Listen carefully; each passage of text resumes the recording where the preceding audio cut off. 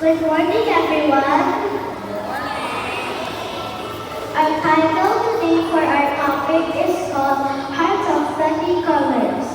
Today, we are celebrating something very special, Global Diversity Awareness.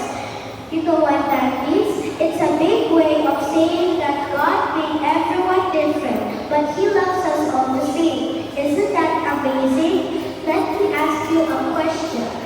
Have you ever noticed how different your friends are? Maybe some have darker skin, lighter hair, speak different languages, or even eat different kinds of food.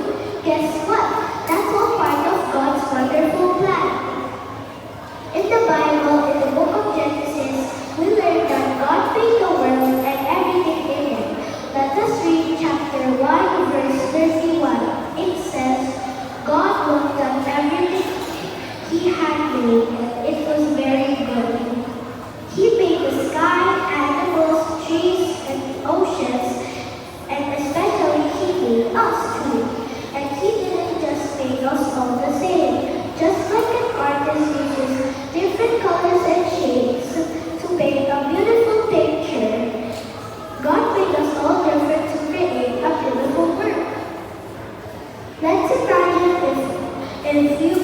if all of